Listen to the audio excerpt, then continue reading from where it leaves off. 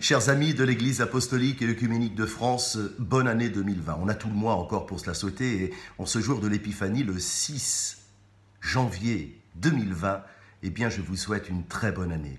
Très bonne année, nous avons ensemble posé des fondations fortes en 2019 pour notre Église. Et j'espère que ces fondations vont voir se bâtir dessus une église corps du Christ qui soit fantastique. Nous ne sommes pas là pour aller évangéliser ceux qui sont déjà évangélisés. Nous l'avons dit déjà plusieurs fois et je vous l'ai dit dans mon message de Noël.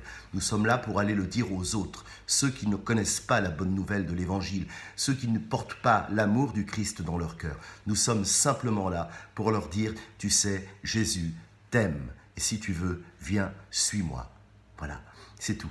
Et je crois que c'est important. Notre église est forte aujourd'hui de 6 paroisses dynamiques, avec des paroissiens, avec un prêtre, pasteur du troupeau, des équipes liturgiques qui se créent, et puis une dynamique qui se crée aussi. Et moi, j'en suis heureux. J'en suis heureux parce que le travail que nous avons réalisé en 20 ans ici à la Seine-sur-Mer, eh bien certains commencent à le réaliser en même pas un an. Vous imaginez un peu le travail que vous avez accompli. Alors je pense bien évidemment à vous toutes et à vous tous, mes frères prêtres, diacres, mais aussi mes sœurs et frères paroissiens qui nous avaient rejoints, qui nous avaient sollicités au début, nous nous sommes rencontrés, nous nous sommes connus, et c'est toujours un plaisir pour l'évêque que je suis d'aller vous rendre visite et d'être accueilli si merveilleusement comme vous nous accueillez. Le sens de l'accueil de l'autre, vous l'avez. Le don de vous-même, vous l'avez. Donc vous êtes des chrétiens, vous êtes des serviteurs de Jésus le Christ.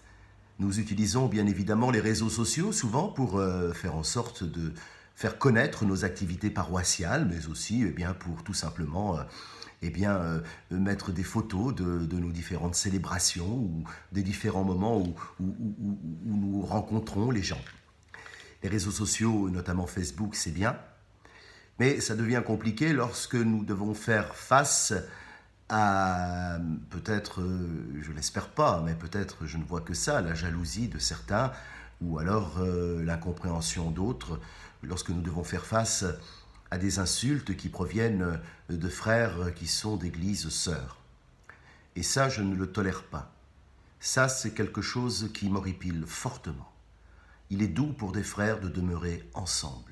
Il est doux pour des frères d'être ensemble, serviteurs du Seigneur, dans l'Église une, l'Église corps du Christ.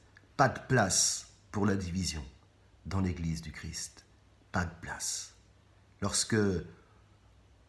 Heureux serez-vous lorsque l'on vous insulte, lorsque l'on vous persécute, ou lorsque l'on dit faussement toutes sortes de mal contre vous à cause de moi. Réjouissez-vous, soyez dans l'allégresse.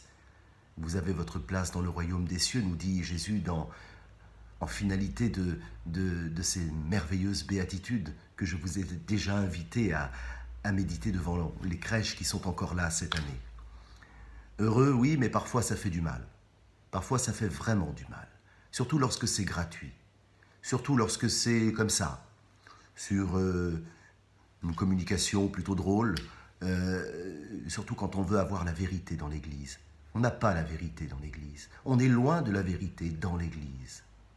La vérité, c'est que l'humanité tout entière et les mages venus d'Orient sont là pour nous le prouver. Aujourd'hui, en ce jour de l'Épiphanie, c'est l'humanité tout entière qui est invitée à former l'Église corps du Christ. L'Église est en quelque sorte la lune, le Seigneur et le soleil. Et la lune est éclairée par son Seigneur. Et parfois, la face cachée de la lune, malheureusement, nous montre des terres arides. Alors il faut toujours faire en sorte de recevoir la lumière, la luminosité de notre Seigneur. Le temps du pardon, je l'espère, viendra, parce qu'il est impossible pour nous qui sommes chrétiens de ne pas pardonner, de ne pas excuser, de ne pas être dans une démarche de miséricorde et surtout de réconciliation toujours.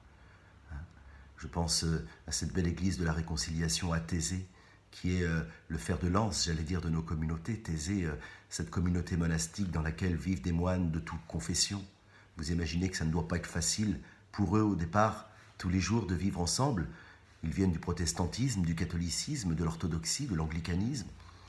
Traditions différentes et pourtant ils ont tout mis à plat pour suivre le Seigneur. Eh bien moi c'est ce que j'ai envie que nous fassions dans notre Église apostolique et œcuménique de France, succession Duarte Costa. J'ai envie que nous mettions tout à plat pour le Seigneur. Certains célèbrent une liturgie, d'autres une autre. Peu importe, nous célébrons le Christ. Mais c'est ça qui est important. Il n'y a pas de liturgie pour faire du spectacle. On n'est pas au spectacle quand on vient à la messe. On peut taper dans les mains avec de la guitare ou on peut chanter du grégorien, peu importe. Peu importe la forme. L'essentiel étant de servir Jésus le Christ qui nous donne son amour, qui nous donne sa joie, qui nous donne sa paix et qui nous donne tant de grâce. Tant de grâce nous avons reçu ici dans la paroisse cathédrale à la Seine-sur-Mer avec le groupe de prière pour les malades, des rémissions. Le Seigneur nous entend, le Seigneur nous écoute lorsque l'on a cette relation d'amour avec lui, permanente, permanente. Il faut avoir cette filiation, il faut ressentir que nous sommes toutes et tous des enfants uniques aux yeux de notre Seigneur. Alors belle année 2020 à toutes et à tous.